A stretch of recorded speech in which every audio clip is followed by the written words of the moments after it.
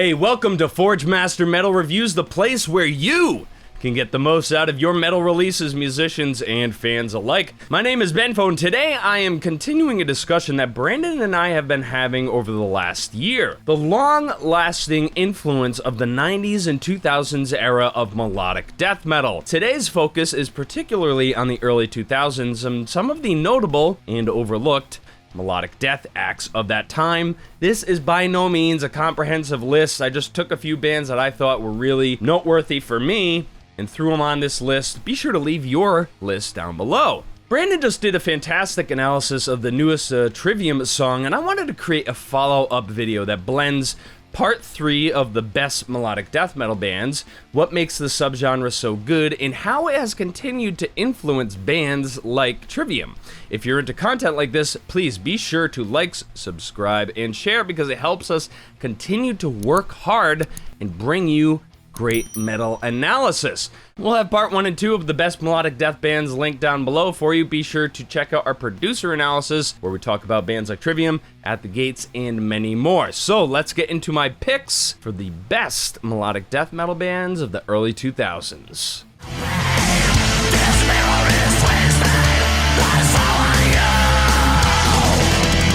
Here at Forge Master Metal Reviews, we think it's important to talk about bands that didn't nearly get enough love in their heyday. The Finnish melodic death scene was chock full of highly melodic bands that were blending classical, thrash, and death metal. In 2003, Finnish melodic death metalers Norther put out their highly acclaimed sophomore record, Mirror of Madness, on Spine Farm Records with the help of Children of Bodom guitarist Alex Kuopala. Often seen as living in the shadow of Bodom, Norther proved on Mirror of Madness that they could hold their own in the Finnish melodic death scene. So, let's get into my analysis of the title track, Mirror of Madness.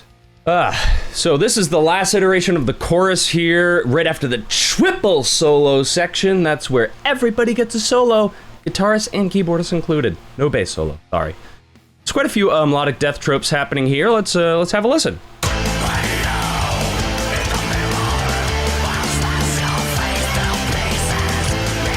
So you got that backbeat, and it's going to extend into the double kick. Very, very common when you want to extend a section in melodic death and other genres.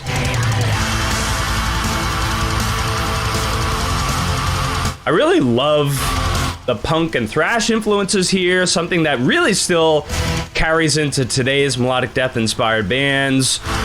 You know, like I said, you got the drums doing, I'm gonna pause it.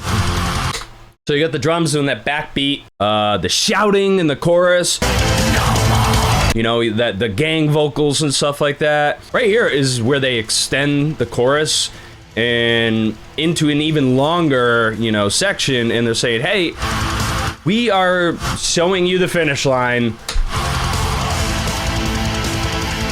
Just kind of making it sound very epic. They're approaching the closing of the song. It's always nice to have a really strong part to carry the listener over the finish line, or in this case, the finish line. Get it?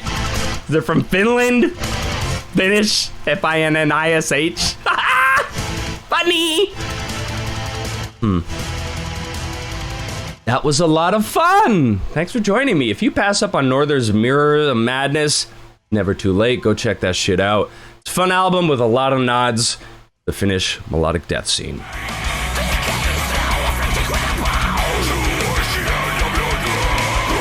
This is actually a band that I hadn't really thought about since the mid-2000s when they were really making waves in the scene. Italian duo Disarmonia Mundi tried to elevate the melodic death genre into more accessible territory, dare I say maybe even into metalcore territory, with the release of Fragments of Degeneration put out on Scarlet Records in 2004. The band took a lot of inspiration from Soilwork, and they even borrowed the singer for the time. Bjorn's voice sounds really cool, but Disarmonia Mundi's singer Benny Cinto has a fucking killer set of pipes. Let's jump into one of my favorite sections of one of my favorite songs of the album, The Bridge of Red Clouds. Ooh, I love this riff. Okay, oh. Those drums take a wicked, unexpected turn. It's like doing like a halftime sort of thing, and then he like changes it up. I'm gonna play that again. That's so cool.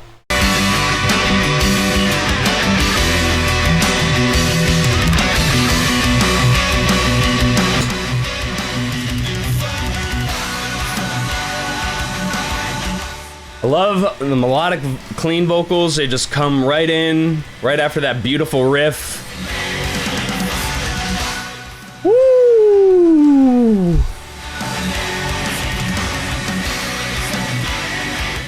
All right, then we're gonna bring in that slam.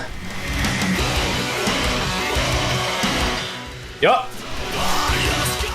Got those distorted vocals coming in. You got the slamming riff.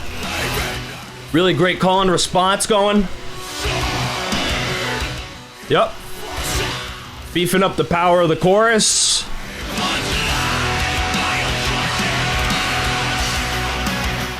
Oh, I love the panning right there. That's cool. Ah, man. Just listening to that, like, 30 seconds of that song, I have to revisit this album now. I just kind of forgot how awesome it was. If you've been sleeping on this one, be sure to check out Disarmonia Monday's release, Fragments of Degeneration, for some of the sickest melodic death metal out there. You're gonna hear stuff that you will realize metalcore bands have been using for freaking years. Thanks to Disarmonia Monday.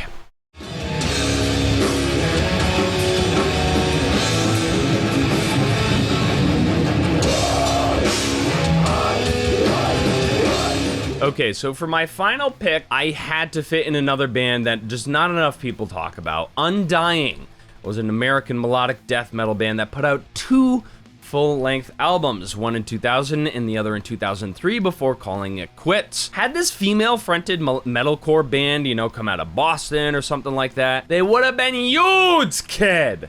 Unfortunately, I think their stomping grounds of North Carolina kind of left them at a geographic disadvantage to be so disconnected from the heart of the American metalcore scene in the early 2000s. It was right here in Massachusetts and New England. Anyway, before I go off on too much of a tangent, let's circle back to Undying's full-length records. This band put out 2 slammers, and today's focus is on their debut record, The Whispered Lies of Angels. Let's get into the opening track of that record, Echoes. Building up that atmosphere, building up that tension. Love the drum tone on this record. Very mid-2000s, very poppy snare. Love the subtle keys here. This was really the part that hooked me when I heard this song. I was like, oh, all right, this is awesome. Oh, all right.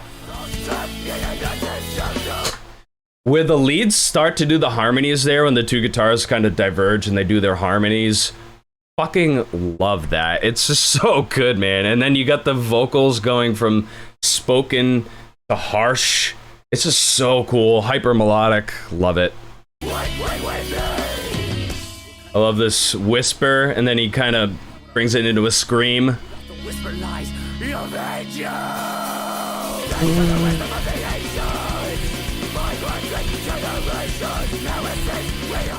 Very fun record. Whisper Lies of Angels. If you can't hear, there's definitely a lot of metalcore influences. There's melodic death influences. There's even some doom and black metal influences. They actually did a Cry of Mankind cover. Fucking random My Dying Bride cover at the end of that album. Very cool. It's unfortunate that this band had to endure such a short-lived career.